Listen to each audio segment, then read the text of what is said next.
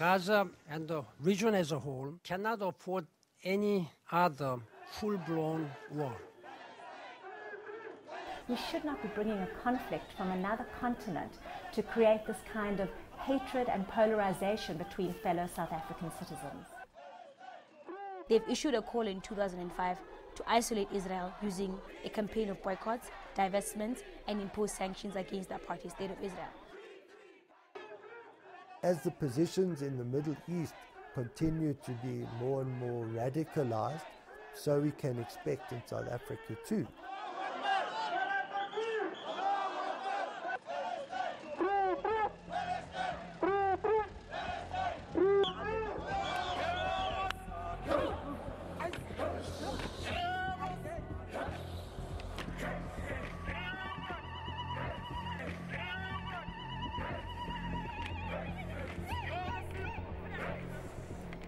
Leila Khalid became a Palestinian struggle icon in 1969 as a member of the Popular Front for the Liberation of Palestine. She became the first ever female plane hijacker. This became the iconic picture of Leila Khalid, branded by some a freedom fighter, a terrorist by others. But today, Leila Khalid receives a hero's welcome by MK veterans, other ANC members and government dignitaries.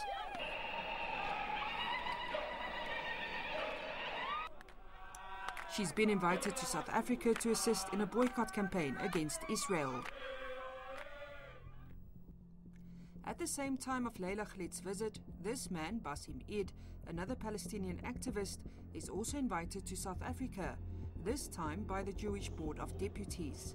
Same struggle, same cause, but very different views on how to achieve the liberation of Palestinians. Their visits coincide with a campaign called the Israel Apartheid Week. Pro-Palestinians have pushed the Israeli-Palestinian conflict onto the South African public agenda, especially over this time of the year. The aim? To highlight the plight of Palestinians' dispossession of their land. It's led to a bloody conflict with Israel over many decades. One of the campaign's main aim is a boycott against Woolworths for selling Israeli goods. The BDS reached to an extent that Woolworths is declaring that they are losing money now. So other ones may be afraid, any companies or even the government will feel that they should not make any new contracts with such companies working in Israel. I think that the BDS is a prelude of a genocide to the Palestinian people. I think that the BDS want to cause a kind of destruction to the Palestinian internal economy. Listen, without the Israeli economy, we couldn't survive. We don't have even any other alternative for that. Probably in South Africa, they can boycott Israel. But we couldn't boycott Israel because Israel is the only passage that we can breathe through. Please come in, Adele. Thank you. We meet with Kwara Kekana from BDS South Africa, or the Boycott, Divestment and Sanctions campaign, to discuss why Leila Khalid's visit sparked such controversy. Within the Palestine solidarity struggle in Palestine itself, she's viewed as a freedom fighter and an icon in her own right. So we saw it fit that we get a Palestinian as well to come down to South Africa, speak about the struggle of Palestinians, to get a perspective from a Palestinian herself. And her visit really was, I think, sparked a lot of controversy. The discussion on terrorism, the fact that we're inviting terrorists in South Africa, and I think those are some of the sentiments that were uttered by the South African Jewish Board of Deputies in South Africa, the Israeli lobby in this country. Leila Khalid is somebody who glorifies terrorism. And by bringing her to South Africa, I think BDS made it very clear what their motives are. She is somebody who has again and again and again said that she does not believe in negotiation, she believes in violence. And that's not somebody who I believe can make a contribution to this process. Israel has never been punished for its crimes and war crimes against Palestinians. So let them criticize and we will do our job. Bassem Eid's views also drew controversy from pro-Palestinian activists, and one of his talks at a university was disrupted. The Palestine embassy in South Africa has come out and distanced themselves from Bassem Eid, his trip in this country, and what he represents. So really, for us, Bassem Eid does not represent Palestinians. Listen, I'm not here, by the way, to represent Palestinians. I'm not here an official Palestinian to represent the corrupt Palestinian Authority. I am a Palestinian with a full of experiences. I am a Palestinian refugee who grown up and developed 33 years in a refugee camp. And because of the experiences that I got, I was invited. I am not representing any of the Palestinians, and of course, neither the Palestinian corrupt authority. I think it's outrageous that Bassem's speech was disrupted at UJ. Here comes a moderate voice, somebody who has ideas, who has solutions, who wants to share their ideas. He's a Palestinian, he understands the situation, and they needed to silence that voice. That's not what dialogue is about. That's not the way forward. That's not how we behave on academic campuses. We listen to what other people have got to say. And that was very, very worrying for us. There is definitely a move to intimidate anybody that has a differing view from theirs. Does the recent standoff between the two lobby groups in South Africa signal a shift in rising tensions? I think that the tension, if you like, between pro-Palestinian or Palestinian supporters and pro-Israeli people in South Africa goes back decades and has been there, particularly at university campuses and particularly at certain times of the year.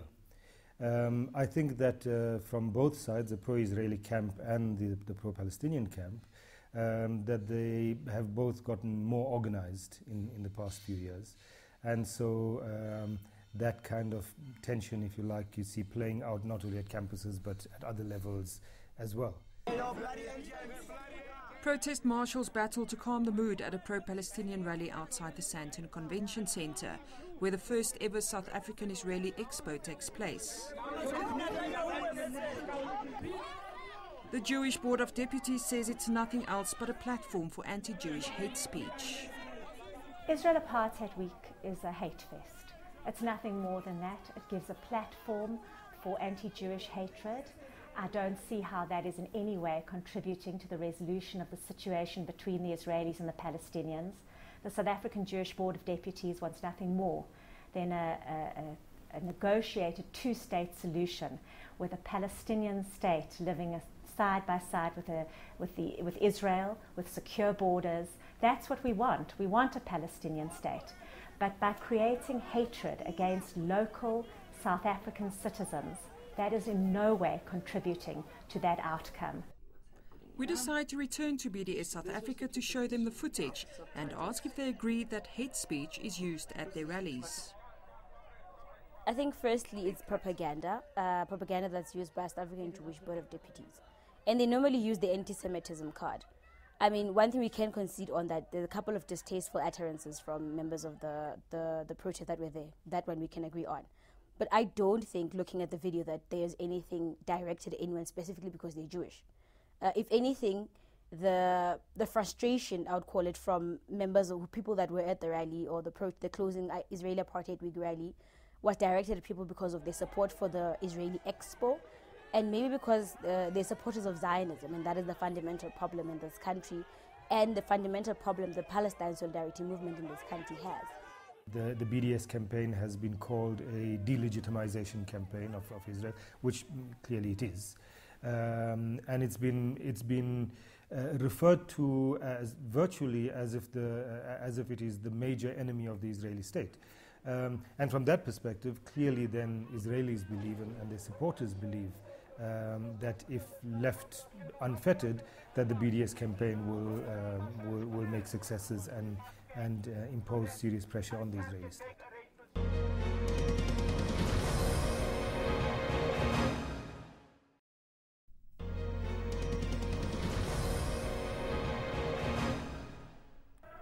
In 1917, the Balfour Declaration paved the way for the Jewish people to return to their so-called Promised Land in an area called Palestine that fell under British administration. After years in exile, the victims of the Holocaust could return home. By 1948, the State of Israel was proclaimed. But the Jewish Promised Land was in an area occupied by the Palestinians. Small Jewish settlements were formed here. Following the Six-Day War in 1967, this picture changed significantly and the Israeli territories expanded by a large margin. By the mid-70s, with expanded land occupation, the Palestinians were pushed to an ever-shrinking territory, now split between the West Bank on the one side and the Gaza Strip on the other. After the Six-Day War, several Palestinian nationalist groups formed, including Leila Khalid's Popular Front for the Liberation of Palestine. They all fell under the Palestinian Liberation Organization, or the PLO. The relationship between the ANC and the PLO goes back to the formation of the PLO in the 70s. And so, over those years, the relationship between the ANC and the PLO really became very, very close. We both felt that we were fighting a common struggle. We're fighting a common struggle against colonialism, national oppression, racism. At the same time, the Israeli government supported the apartheid South African regime. Zionist Israel was in very close collaboration with the apartheid regime, indeed assisted the apartheid regime to have a nuclear capability, and also because Israel was a supporter of the apartheid regime in international fora. This changed when the ANC-led government came into power in 1994. After 1994, the South African government, which was an ANC-led government, inevitably, and I think very correctly, took the same positions as the ANC had taken with respect to our support for the struggle of the Palestinian people, and that has remained unchanged. At the same time, South Africa has always had a very vibrant Jewish community. There are currently around 70,000 Jews living in the country. We've got a wonderful life in South Africa. South Africa has certainly supported our rights to be Jews, our civil rights in the country, and the community leads a very active and full Jewish life. Certainly we'll see people walking to the synagogues on Saturdays, we'll see them, we have wonderful kosher restaurants. It's a very vibrant and very active Jewish community. Playwright and activist for the Jewish Voices for a Just Peace, Alan Horwich, says the vast majority of South African Jews were not only supportive of the apartheid regime, but also remained supportive of the State of Israel. I went to Israel in 1974 as a socialist Zionist and decided, well, given that South Africa then was still very much in the grip of apartheid, that there was no real future here, and that Israel did constitute an alternative. I come from a Zionist background. I went to a Jewish day school, Jewish youth movement, and so forth, and my mother was a survivor of Auschwitz. So I've got quite a deep connection to Jewish history. Alan went so far as to join the Israeli army. I served in the Israeli army for 2 years in the tank corps. I mean, my experience in the army, on the one hand, was positive, because as the child of a Holocaust survivor, this reassertion of Jewish power and Jewish confidence and pride was important to me at a psychological level. But then on the other hand, seeing the consequences of this on Palestinians, well, it was a zero-sum game. Alan says by the time he returned to South Africa in the mid-1970s, he too was convinced that Israel was nothing more than an apartheid state. And the parallels between South Africa and Israel-Palestine became all too apparent. The Palestinians had a much lower standard of living, and they were exploited as a reserve army. So it was very similar to South Africa. The lowest paid jobs went to the Palestinians, so the Israeli economy benefited from the occupation. The pro-Palestinian lobby in South Africa focuses strongly on defining Israel as an apartheid state. The United Nations, the Convention of the Suppression and, I think, Punishment of the Crimes of Apartheid defines and gives a legal meaning to what apartheid is.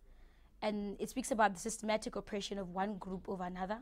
And it speaks about a racial oppression, the objective of apartheid in this case is the systematic oppression by one racial group over the other. And I think in this particular case, we shouldn't look at race in the simplistic definition and not through the biological sense of skin pigmentation, but go beyond the scope of that definition. The restrictions on Palestinians' movements within the occupied territories is often cited as similar to the South African apartheid experience. To go from the West Bank to the Gaza or vice versa, you've got to go through Israeli roadblocks, which is just about the most humiliating thing that they're imposing on Palestinians, because you've got to wait for hours, women with babies, some of whom who have to go and look for sick medical treatment have to wait for hours. You've got an apartheid wall which separates Palestinian families. So just in order to visit your family, which might have taken you 15 or 20 minutes before, takes you hours. There are over 470 checkpoints in the West Bank, for example. So Palestinians every day, they have to go through those checkpoints. They must account as to where they're going, where they're from, and where they live. At any given moment, they must have those documents with them. The same system of the Donbass that black South Africans experience in South Africa. There are quite serious differences between Israel, Palestine and South Africa, but at the level of ethnic ghettoization and I would have to say racism, the Israeli legal setup certainly discriminates against non-Jews. Palestinian autonomy situation is hardly democratic and hardly affords people real control over their lives. So one would have to say that the ongoing occupation of Palestine and the siege on Gaza do constitute a form of apartheid. Like thousands of others, Alan formed part of a growing number of South Africans who protested against the Israeli state for the liberation of Palestinians. Last year, the Israeli state launched fresh attacks on the Gaza Strip, attracting global condemnation. In Cape Town, South Africa, it culminated in what was labelled as the country's biggest post-apartheid protest march. But does this massive display of public support mean that the country has an actual role to play in finding solutions for the Israeli-Palestinian conflict? I don't think that solidarity groups, whether they in solidarity with the State of Israel or in solidarity with the Palestinians, I don't think that they expect that they can provide any solutions. I think that the nature of solidarity is that they raise their voice in support of whichever party it is that they want to support for whatever reason. But certainly in this particular case, I think that both of those groups in South Africa believe that the problem would be solved by Palestinians and Israelis if there is going to be any solution. I never ever heard that the South Africa government or the South Africa people try to find a kind of initiative how to bring the Palestinians together. If you will be able to bring us together, that will be really very appreciated. But please take off your hands from the Israeli-Palestinian conflict. I think that the real solution between Israelis and Palestinians is between Israelis and Palestinians. We need to talk to each other. Just like South Africans needed to make peace with themselves, we and our neighbors need to make peace. But could South Africa help? Sure, of course it can. It could be pragmatic, tell its story, and we can learn about the similarities and the differences and be inspired to solve impossible problems just like you did. Obviously, South Africa's history is unique. And our situation is different. I mean, of course, you needed to get married. We need to get divorced.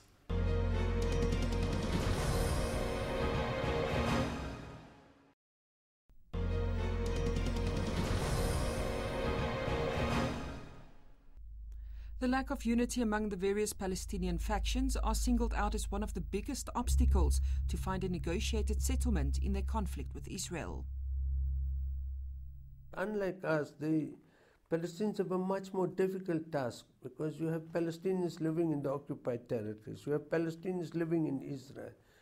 You have a very large Palestinian population in diaspora who think they must have an equal say in determining the policy direction of the Palestinians. So it's very important for the different Palestinian factions to get together, not to amalgamate, not to merge, but at least to get together to say, can we arrive at a common understanding of what is it do we want? Do we want all the Palestinian people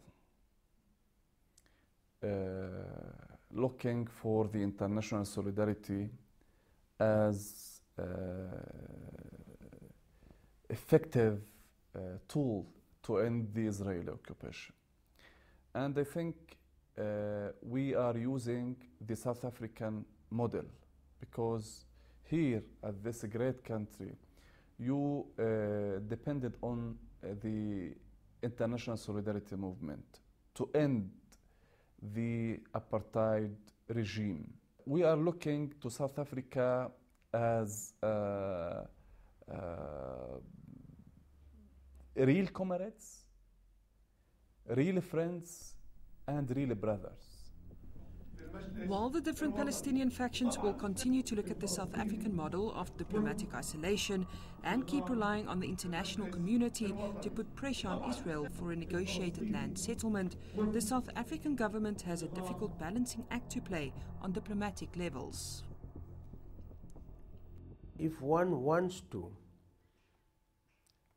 play still some kind of role, however limited the role is, to try to assist both sides of the conflict to find a negotiated resolution of this ongoing conflict, which is a threat to the security of the people in the region, but would also constitute a threat to security, international security and peace, then I think it's important that we keep those options open. In recent weeks, the Minister of Higher Education, Bladen Zemande, was denied a visiting visa by the Israeli embassy to travel to the Palestinian territories. We think the decision is regrettable. We are certainly viewing it in a very serious light, and we have decided that we shall be taking up the matter through diplomatic channels with the Israeli authorities to seek an explanation as to how a sitting cabinet minister can be refused permission to travel. And amid rising tensions during last month's Israel Apartheid Week campaign, Jewish teenagers were attacked at a Johannesburg mall by anti-Zionists. It's wrong, it's just wrong, because any manifestation of anti-Semitism is racist. And so it's wrong. So anybody who wants to struggle for a non-racial South Africa cannot at any point in time be in agreement with anything that smacks of anti-Semitism. We've seen terrible manifestations of hate in this country against Jewish members. We've seen in previous years there have been graffiti walls with the words Jews must die. We've seen Jewish students on Wits University campus called effing Jews and effing cucks. Being threatened, having their kipput thrown off their heads. That's not the kind of environment that we should be having on our campuses. There's been continued calls for academic boycotts of Israeli universities. How dare you interfere with me? How dare you? And with calls to step up boycott campaigns of Israeli goods sold in South Africa, analysts and activists believe the growing tensions between local pro-Palestinian and pro-Israeli groups are set to intensify. The pressure cooker analogy fits perfectly. If there's no way to let off quite righteous steam, anger and frustration with regard to that situation, then there will be more wars around Israel-Palestine, and that will inflame emotions all over the world. These two camps will become even more sharply defined, with even less and less a constructive debate between them. Each, in a sense, has a position and is entrenched. And as the positions in the Middle East continue to be more and more radicalized, So we can expect in South Africa too that the situation will be radicalized.